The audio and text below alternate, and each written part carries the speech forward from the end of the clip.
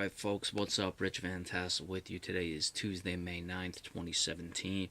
The only game tonight, the Houston Rockets losing to the San Antonio Spurs 110-107 in overtime. The Spurs are now up 3-2 as it heads back to Houston.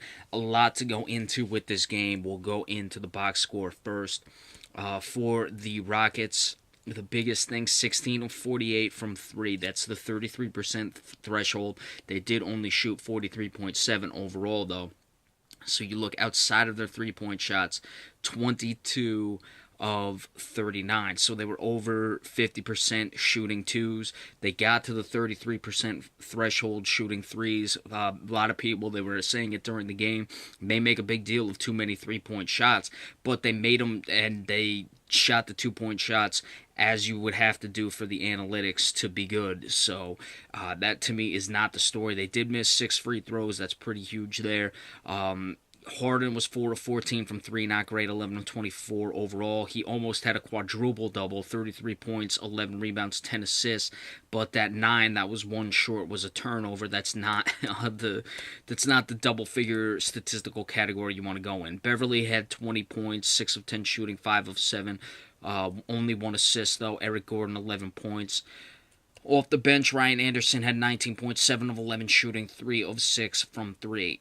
For the San Antonio Spurs, they were also 11 of 33 or 33% from three-point range shooting, 11 of 33. They took 103 shots, so they took 16 more shots. And they had 18 offensive rebounds to 10. That's where some of it came from. The turnovers also helped. It was only 7 for the Spurs to 15 for the Rockets, so that's how you get to 103 shots. 40.8% overall, 15 of 23, 65.2% from the line. So the Houston Rockets, yeah, they did lose 8 points off off field goals altogether missing, but they made 5 more three-pointers. So it's really tough to lose a game. You hold a team to 41% and you shoot you shoot the threshold of 33.3% from 3 and over 50% from 2. Kawhi Leonard had 22 points, 15 rebounds, 4 assists, 2 steals, 2 blocks. He got hurt in this game, didn't even play in overtime. Another thing we've got to discuss, because we got to discuss Houston after this. LaMarcus Aldridge, 18.7 of 21 shooting. I was disappointed with Aldridge in this game. He did have 14 rebounds, but there were plenty of times he drew Harden on the assignment, and he just didn't take advantage. Danny Green, 16 points, had some big shots. In overtime, he was 4 of 8 from 3. Ginobili, 12 points, he was big.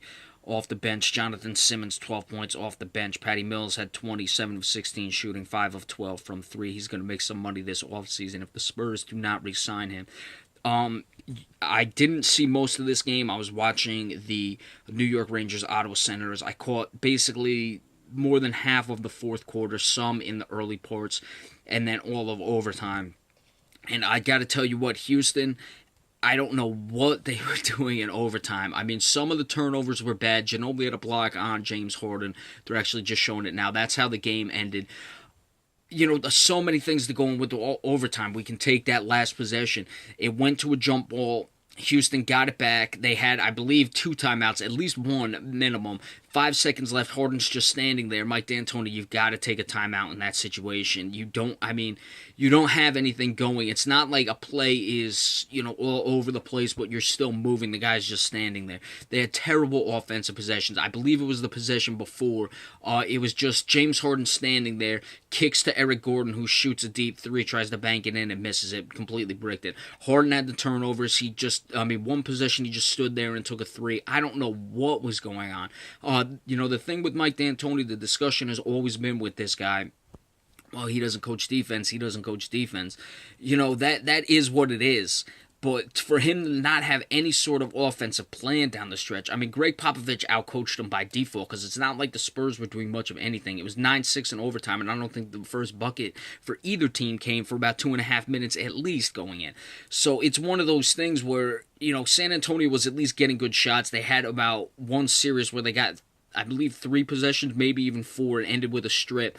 Didn't even score on that. As we said, there were the turnovers and the offensive rebounds for San Antonio that got them 103 shots. But Mike D'Antoni, what is going on with this offense here? And he's usually known for his offense, the fast break, the Chip Kelly style. They changed the name to fast break for the Chip Kelly offense, but the 7 seconds or less, that is, where, he's just trying to run up and down, get as many shots as he can. And all this came down to was, and it wasn't even isolation James Harden. It was James Harden stand there with the ball for 18 seconds and then start, maybe we'll give you a high pick and roll and maybe draw Aldridge. But even when he got the switch on those screen and rolls, he's trying to set up his crossover. I could see it, but he was very lax with it. He wasn't really going forward. He was trying to set the crossover to get the 3. So it was terrible, just terrible execution by the Houston Rockets down the stretch. There's no surprise they lost this game the way their offense was playing. And San Antonio, as I just said, they weren't doing much else. They didn't have Kawhi Leonard on the court. They didn't even shoot 41%. You can round it up to 41%, but 42 on 103 shots. No excuse for the Houston Rockets not to come away with this game, and let's see what happens, because they have, they did what they had to do from 3. You can say it was a lot of shots, but they made them.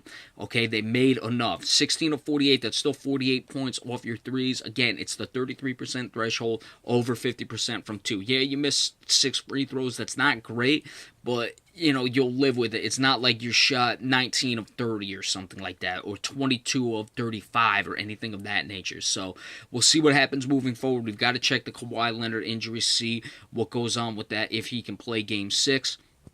But it moves to Houston, and obviously the Rockets have some things to figure out. They have got to work on their offense in the late game, and altogether, because it wasn't even just the late game this was happening, just all the way around, it's becoming way too snagged with James Harden, and if he turns the ball over, those can be problems. So tomorrow we've got Washington and Boston. Be sure to stay tuned for the recap of that, and remember, we appreciate all subscriptions. Have a good night, folks. Take care.